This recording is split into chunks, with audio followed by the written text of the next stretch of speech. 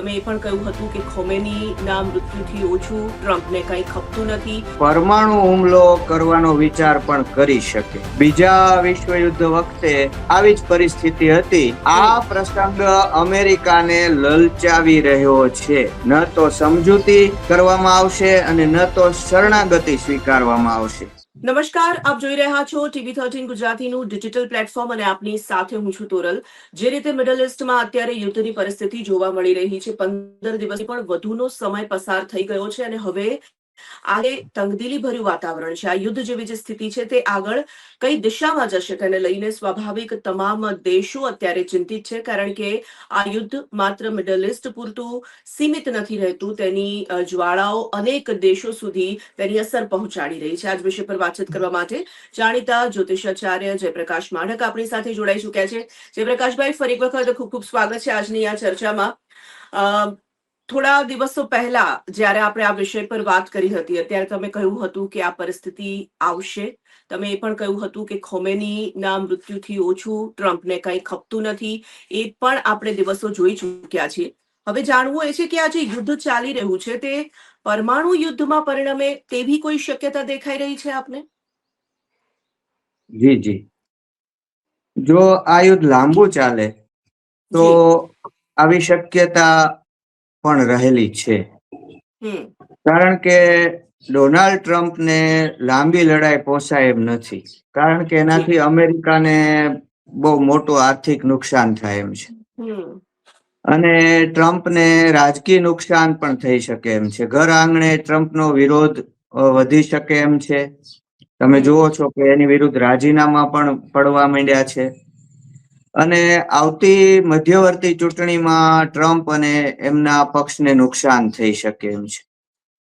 પરંતુ વિડંબના એ છે કે ટ્રમ્પ હવે સરળતાથી પાછા ફરી શકે એમ નથી. તેથી સંભવ છે કે લડાઈનો શીઘ્ર અંત લાવવા માટે ટ્રમ્પ ઈરાન ઉપર વધુ ઘાતક હુમલાઓ કરે કે પરમાણુ હુમલો કરવાનો વિચાર પણ કરી શકે. બીજા વિશ્વયુદ્ધ વખતે આવી જ પરિસ્થિતિ હતી. જાપાન કાબુમાં આવી રહ્યું ન હતું અને એણે પર્લ હાર્બર ઉપર હુમલો કર્યો હતો, જેમાં અનેક અમેરિકન સૈનિકો મૃત્યુ પામ્યા હતા. અને એટલે જાપાનને જલ્દી ઘૂંટણીએ પાડવા અને લડાઈનો શીઘ્ર અંત લાવવા અમેરિકાએ જાપાન ઉપર 1945માં 2 અણુબોમ્બ હિરોશીમા અને નાગાસાકી ઉપર નાખ્યા હતા અને જાપાન તરત જ શરણે પણ આવી ગયું હતું. આ પ્રસંગ અમેરિકાને લલચાવી રહ્યો છે. ટ્રમ્પ વારંવાર ઈરાનને શરણે થવા અપીલ કરી રહ્યા છે, કારણ કે એમને હવે યુદ્ધ બંધ કરવું છે, પણ ઈરાન જરાય મચક આપી રહ્યું નથી અને ઉલટાનું એવું કહી રહ્યું છે કે ઇઝરાયલ અને અમેરિકા ઘૂંટણે ન પડે ત્યાં સુધી અને અમેરિકા અને ઇઝરાયલ એની ભૂલ ન સ્વીકારે ત્યાં સુધી અને અમને થયેલ નુકસાનની ભરપાઈ ન કરે ત્યાં સુધી અને અમને એવી ખાતરી ન આપે કે ભવિષ્યમાં ક્યારે અમે હુમલો નહીં કરીએ ત્યાં સુધી આ યુદ્ધ બંધ નહીં રહે. આવું ઈરાન કહી રહ્યું છે. ન તો સમજૂતી કરવામાં આવશે અને ન તો શરણાગતિ સ્વીકારવામાં આવશે. યુએસ અને ઇઝરાયલ હાર માની લે, અન્યથા અમે હજુ વર્ષો સુધી લડવાની અમારામાં ક્ષમતા છે. આમ ઈરાન શરણે થવા હરગીઝ તૈયાર નથી. બીજી બાજુ દિવસે દિવસે અમેરિકા અને ટ્રમ્પના અને યુએઈ, કતર, આ બધા જે એના મિત્ર દેશો છે, સાઉદી અરેબિયાના હિતોને નુકસાન થઈ રહ્યું છે. યુદ્ધ લાંબુ ચાલે તો દુનિયામાં પણ આર્થિક મંદી આવે એમ છે અને અમેરિકા પણ હાલ આર્થિક મંદીમાંથી જ પસાર થઈ રહ્યું છે. તો આની અસરો વિશ્વ ઉપર પડે એમ છે. વિલંબિત યુદ્ધ હવે ટ્રમ્પને ભારે પડે એમ હોય. સંભવ છે કે જાપાનની જેમ ઈરાન ઉપર અણુ હુમલો કરવાના વિચારો ટ્રમ્પના મનોમસ્તિષ્ક ઉપર હાલ છવાઈ રહ્યા હોય. ટૂંકમાં યુદ્ધ લાંબુ ચાલશે અને ઈરાન હથિયાર હેઠા મૂકીને શરણે નહીં આવે અને ટ્રમ્પને જો હજુ બહુ સતાવશે અને હમ ટ્રમ્પને અહીં બહુ જ ફસાઈ ગયાની લાગણી તીવ્ર બનશે તો ટ્રમ્પ અણુબોમ્બ વાપરી શકે છે. તમે ફિલ્મોમાં જોયું હશે કે હમ ગામમાં કોઈ દાદો કે ગુંડો હોય શહેરમાં, અને એને જો ગામમાં પોતાની ધાક જમાવી રાખવી હોય તો વચ્ચે વચ્ચે કોઈ કાંડ કે મર્ડર કરતા રહેવું પડે છે એને. એ આવું કરતો રહે છે. હા. તો આવી પરિસ્થિતિ છે બેન. જી. હમ. આપણે આ તમે જે વાત કરી એ ટ્રમ્પને જો વધારે એવું લાગે કે હવે યુદ્ધ પતતું નથી અથવા ઈરાન શરણાગતિ નથી લેતું તો આ પરિસ્થિતિ આવી શકે છે. ઈરાન પણ આ વખતે અમેરિકા અને ઇઝરાયલની સામે લડી લેવાના બિલકુલ મૂડમાં હોય તેવું દેખાઈ રહ્યું છે, કારણ કે તેઓ પણ શસ્ત્રો હેઠા મૂકતા નથી. જે ડર સતાવી રહ્યો છે તે પરમાણુ યુદ્ધનો છે. ઈરાન તરફથી આવું કઈ થઈ શકે એવું લાગે છે તમને? જી, ઈરાન વારંવાર કહી રહ્યું છે કે આ તો ટ્રેલર છે. અમારી પાસે આનાથી પણ આધુનિક શસ્ત્રો છે. જી. વિનાશક હથિયારો હજી અમે મ્યાનમાંથી બહાર કાઢ્યા જ નથી. અમારી પાસે હજારો હમ કિલોમીટર દૂર ત્રાટકી શકે એવા ડ્રોન્સ પણ છે. હમ વળી એવા ઉચ્ચારણો પણ કરે છે કે કોઈને પણ કલ્પનામાં પણ ન આવે એવો હુમલો અમે કરીશું. સ્વાભાવિક હમ છે કે યુદ્ધમાં સામસામા પક્ષો આવા હકલા પડકારા કરતા જ હોય છે. હમ પણ મારું એમ કહેવાનું છે કે શું આ પરમાણુ હુમલા તરફનો કોઈ ઈશારો તો નથી ને? હમ વચ્ચે એવી પણ એક વાત આવી હતી કે ઈરાન એમ કે 10-12 અણુબોમ્બ બનાવી શકે એટલી સામગ્રી યુરેનિયમની એની પાસે છે. એની હમ પાસે 400 કેજી 400 કિલોગ્રામ જેટલું એમ કે યુરેનિયમ પણ છે. આ વાત 6-8 મહિના પહેલા હતી. તો જી. 6-8 મહિનામાં આ આંકડો એની પાસે જે 60% એનરીચ યુરેનિયમ છે એ આંકડો 90% સુધી પણ પહોંચી ગયો હોય, અને ઈરાને એ 10-12 તથાકથિત અણુબોમ્બ બનાવી હમ લીધા હોય એની પાસે તૈયાર પણ હોય એવું ન બને. ઈરાનના સૈન્ય પ્રવક્તા અક્રામિનિયાએ તાજેતરમાં જેવું કહ્યું કે અમે એવા હથિયારોનો ઉપયોગ કરીશું કે દુશ્મનો અમારા ઉપર બીજી વાર હુમલો જ ન કરી શકે. આવા હમ હથિયારો અમે પહેલા ક્યારેય વાપર્યા નથી, આવું એમણે કહ્યું છે. તો આ બધી વાતો વિચાર માગી લે છે. જી કવિતાબેન. જી. બીજું પણ એક જયપ્રકાશભાઈ, એક વાત એ પણ છે કે ઇઝરાયલને લઈને પણ ચર્ચાઓ છે, કારણ કે એમની પાસે પણ અણુશસ્ત્રો છે એવું કહેવામાં આવી રહ્યું છે. તો શું એવી અમેરિકા અને ઈરાનની વચ્ચે આપણે ઇઝરાયલના પગલાને પણ ચર્ચવું જોઈએ કે એ શું કરી શકે છે? તમારી દ્રષ્ટિએ શું દેખાઈ રહ્યું છે? જી જી, આપણે ઇઝરાયલને પણ અવગણી ન શકીએ. આપની વાત સાચી છે તોરલબેન. એની પાસે પણ ગુપ્ત રીતે અણુશસ્ત્રો હોવાનું કહેવાય રહ્યું છે. આ હમ વખતે અમેરિકા એને સાથ આપી રહ્યું છે, એટલે હમ ઈરાનના સર્વનાશનો આવો મોકો ઇઝરાયલને ફરી મળવાનો નથી એમ એ માને છે. એટલે આ વખતે જ હમ એ ઈરાનનું ચેપ્ટર પૂરું કરવા માંગે છે. ઈરાનની ભીષણ જે મિસાઇલ વર્ષા છે એને લીધે ઇઝરાયલને હાનિ પણ બહુ થઈ છે ને પોતે ત્રાહીમાં હા. પોકારી ગયું છે. ઈરાને સેન્જિલ પણ વાપરી છે, અને ખુર્મ શહેર પણ વાપરી છે. હજુ ઇમાદ, હાજી કાસમ આવું બધું એ વાપરી શકે છે. એમ કે છે ને કે અમારી પાસે હજી એવી મિસાઇલો છે તમને ખબર નથી. તો જી. ઈરાનની આ મિસાઇલ વર્ષા અને ખાળવી પણ ઇઝરાયલ માટે અશક્ય જેવું બની ગયું છે. એની જે પેલી સિસ્ટમો હોય એ બધી થાળ ને આયર્ન ડોમ ને એ બહુ સફળ થતી નથી. તો જો ઇઝરાયલ પાસે અણુબોમ્બ હશે તો અમેરિકાની મીઠી નજર તળે ઇઝરાયલ પણ અણુશસ્ત્ર વાપરી શકે ખરું. જી જી તોરલબેન.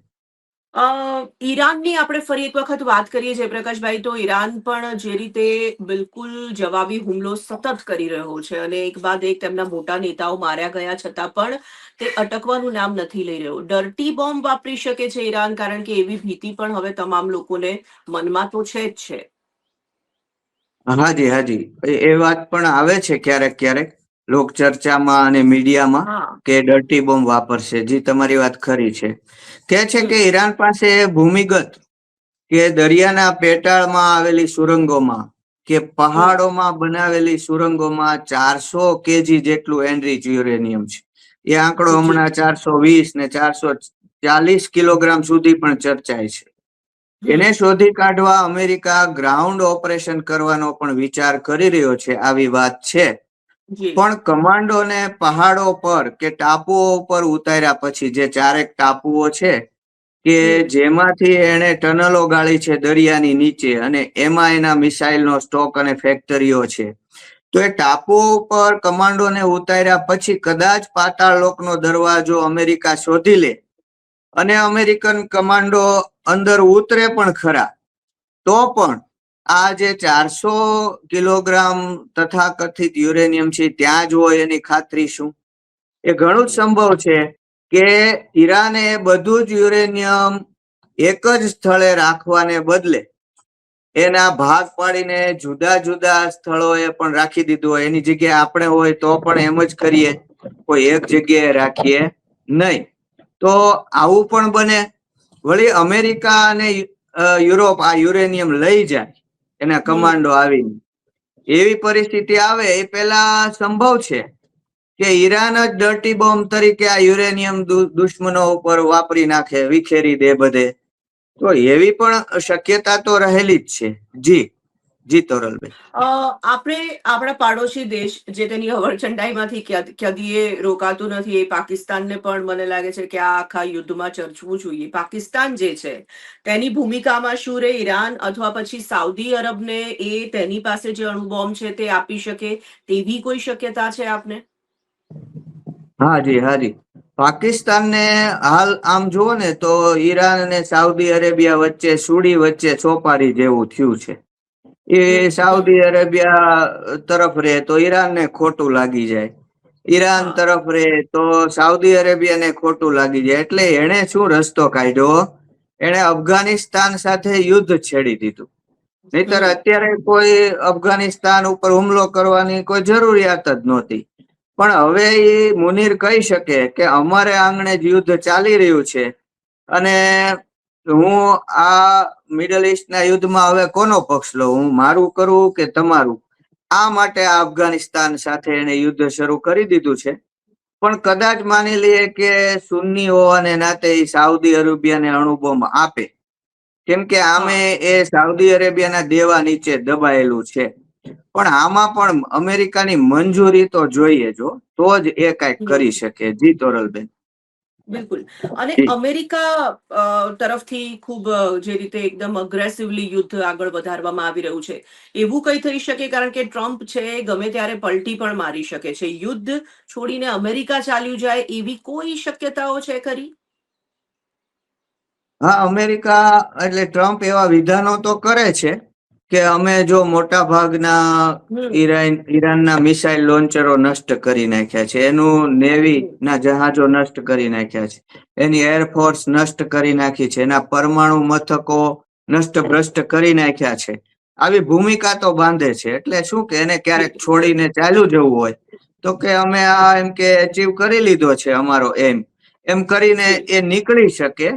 તો પણ જો એ આમ થશે તો ફરી વખત ઈરાનને પોતાનો અણુ કાર્યક્રમ આગળ વધારવાની તક મળી જશે અને એક દિવસીય અણુબોમ્બ બનાવી લેશે અને એકને એક દિવસે તે અણુબોમ્બ બનાવી લીધા પછી ઇઝરાયલ ઉપર અને અમેરિકા ઉપર એનો ઉપયોગ કરશે. આવી પરિસ્થિતિ થશે.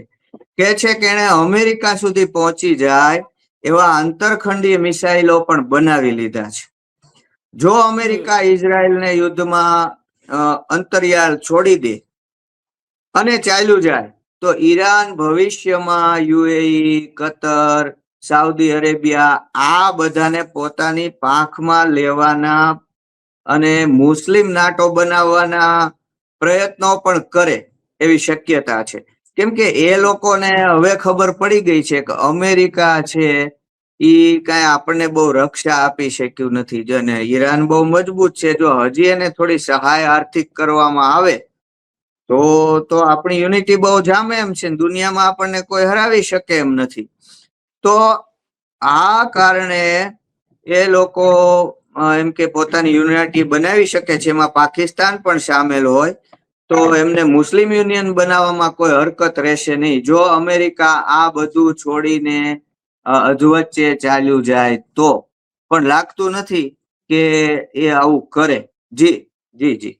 15 દિવસથી વધુ સમય યુદ્ધનો થઈ ચૂક્યો છે. 20 દિવસ ખૂબ નજીક, હવે એકાદ બે દિવસમાં મને લાગે છે ત્યાં સુધી થઈ જશે. જે રીતે મેં શરૂઆતમાં કહ્યું, જયપ્રકાશભાઈ, બહુ બધા દેશો અફેક્ટ થઈ રહ્યા છે આ પરિસ્થિતિને કારણે. ગ્રહોની ચાલ ઓવરઓલ શું કહી રહી છે? જી, ખરી વાત છે.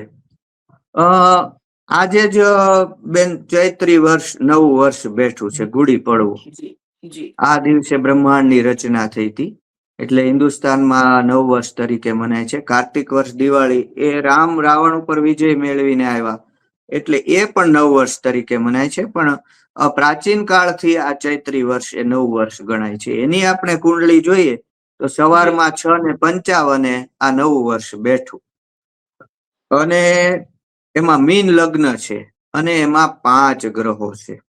એમાં સૂર્ય, ચંદ્ર, શુક્ર, શનિ અને વરુણ અર્થાત નેપચ્યુન, આ 5 ગ્રહો છે. તમને જો યાદ હોય તો 23 ફેબ્રુઆરીએ 5 ગ્રહો ભેગા થયા હતા કુંભ રાશિમાં, અને ત્યાર પછી 26મી અફઘાનિસ્તાન પાકિસ્તાન વચ્ચે ભડકો થયો, અને 28મીએ આ અમેરિકા ઇઝરાયલ વર્સિસ ઈરાનનું યુદ્ધ શરૂ થયું. તો 5 ગ્રહો તો આ નવા વર્ષની કુંડળીમાં પણ છે. અને પેલો જે મંગળ રાહુનો અંગારક યોગ હતો એ તો 2 એપ્રિલ સુધી ચાલુ જ છે. અને જેમ ગ્રહણની કુંડળીમાં 3 માર્ચની ગ્રહણની કુંડળીમાં કાળ સર્પ યોગ હતો, એમ આ નવા વર્ષની કુંડળીની અંદર પણ કાળ સર્પ યોગ છે. તો ગ્રહો એવું બતાવી રહ્યા છે કે હજુ વિનાશ ચાલુ છે, પૃથ્વી ઉપર ક્યાંય શાંતિ રહેવાની નથી. એમાં પણ આ સૂર્ય, ચંદ્ર, શુક્ર, શનિ અને નેપચ્યુન ભેગા છે મીન રાશિમાં. એટલો ફેર પડ્યો છે કે આ મીન રાશિમાં 5 ગ્રહો ભેગા થયા છે. જળ રાશિ છે. પેલા 23 ફેબ્રુઆરીએ કુંભ રાશિમાં એટલે વાયુ તત્વની રાશિમાં 5 ગ્રહો ભેગા હતા. તો યુદ્ધની દિશા બદલાઈ શકે, થોડી પરિસ્થિતિ બદલાઈ શકે. આ જળ રાશિમાં ભેગા છે તો દરિયામાં પણ યુદ્ધ થઈ શકે, સમુદ્ર તટ ઉપર પણ યુદ્ધ થઈ શકે, વધી શકે. હોર્મુઝ સ્ટ્રેટ જે છે એને લીધે અમેરિકા મૂંઝાયેલું છે, એ તો આપણે જાણીએ છીએ કે જ્યાં ઘણા જહાજો છે ડરને માર્યા આગળ નથી ચાલી શકતા. તો એ સમુદ્રમાં પણ કંઈક યુદ્ધની નવી દિશા હવે બદલાઈ શકે છે. એમાં યુરોપે તો જો કે ના પાડી દીધી છે કે અમારા યુદ્ધપોત અમે મોકલશું નહીં. એક એસ્ટોનિયાએ કીધું કે ભાઈ અમે ટ્રમ્પે કહ્યું છે, ઇજન આપ્યું છે, તો અમે એક અમારું યુદ્ધપોત મોકલીશું. બાકી તો ભારતને તો એને પૂછવાની પણ ટ્રમ્પે હિંમત કરી નથી, અને યુરોપે ના પાડી દીધી છે કે આ અમારું યુદ્ધ જ નથી, તમે કર્યું છે શરૂ તો તમે પૂરું કરો. ટ્રમ્પે કહી દીધું કે મારે જરૂર નથી. પણ હવે આ હોર્મુઝ સ્ટ્રેટ કદાચ મહત્વનું બની રહે, આ ગ્રહો એવું સૂચવે છે. અને અંગારક યોગ ચાલુ છે, એટલે યુદ્ધ હજુ 2 એપ્રિલ સુધી તો મને નથી લાગતું કે એમાં કોઈ મચક આપે. અને આ નવા વર્ષની કુંડળીમાં જ 5 ગ્રહો આવી ગયા. એમાં ખાસ એક મહત્વની વાત એ છે તોરલબેન કે સૂર્ય શનિ ભેગા છે. સૂર્ય શનિ, તો આ 5 ગ્રહો જે ભેગા થયા છે મીન રાશિમાં, અમાવસ્યા યોગ છે સૂર્ય ચંદ્રનો, સાથે શુક્ર અને શનિ અને નેપચ્યુન છે વરુણ. તો મને એવી પણ એક શક્યતા દેખાય છે કે પૃથ્વી ઉપર કોઈ મોટી કુદરતી આફત આવે. એ સુનામી કે ધરતીકંપ પણ હોઈ શકે, અને એ પૂર પ્રકોપો અને ભૂસ્ખલન પણ હોઈ શકે. અને બીજું કે આ સૂર્ય શનિ ભેગા છે, સૂર્ય છે રાજાઓનો શાસકોનો ગ્રહ છે, અને એની સાથે શનિ કે છે કે સૂર્ય અને શનિને બનતું નથી. તો દુનિયાના જે શાસકો છે એ શાસકો હું માનું છું કે બહુ મુશ્કેલીમાં આવશે. આર્થિક મંદી પણ આવી શકે છે. સૂર્ય ઉદ્યોગ ધંધાનો ગ્રહ છે, અને શાસકો મુશ્કેલીમાં આવી શકે. એમાં ટ્રમ્પ પણ હોઈ શકે અને નેતન્યાહુ પણ હોઈ શકે. એમને ભારે પીડા અને કષ્ટ થઈ શકે છે. ઈરાનમાં તો છાસવારે હુમલાઓ કરીને આ લોકો ઉચ્ચ રાજદ્વારી પુરુષો નો જી. વધ કરી નાખે છે. એ એમની પોલિસીમાં જ છે. પણ હવે આ બીજે પણ થઈ શકે છે, કારણ કે સૂર્ય શનિની યુતિ થઈ રહી છે 25 માર્ચ. એ તો હાવ યુતિ છે, એકદમ નજીક આવી જશે, કંજક્શન. જી. તો આને કારણે આગળ ઉપર દુનિયાના જે શાસકો છે એમાં પેલો સાઉદી અરેબિયાનો પ્રિન્સ સુલેમાન કે સલમાન છે, એ પણ મુશ્કેલીમાં આવી શકે છે, એને પણ ભારે કષ્ટ થઈ શકે છે. જી તોરલબેન. જી. જયપ્રકાશભાઈ, ખૂબ ખૂબ ધન્યવાદ. આપે આ અગત્યની જે માહિતી જ્યોતિષશાસ્ત્રના આધારે આપને લાગી રહી છે તે દર્શકો સુધી પહોંચાડી, તેના માટે ફરી એક વખત આવી કોઈ ચર્ચામાં મળીશું. ત્યાં સુધી આપનો ખૂબ ખૂબ આભાર. તો જે રીતે અત્યારે યુદ્ધની પરિસ્થિતિ મિડલ ઇસ્ટમાં જોવા મળી રહી છે અને તેને લઈને જ્યોતિષશાસ્ત્ર શું કહી રહ્યું છે તે આપણે જાણવાનો પ્રયાસ કરી રહ્યા હતા જાણીતા જ્યોતિષાચાર્ય જયપ્રકાશ માઢક પાસેથી. આવા અન્ય કેટલાક મહત્વપૂર્ણ વિષયો માટે આપ સતત જોડાયેલા રહો TV13 ડિજિટલ સાથે. અત્યારે મને રજા આપશો. નમસ્કાર. નમસ્કાર.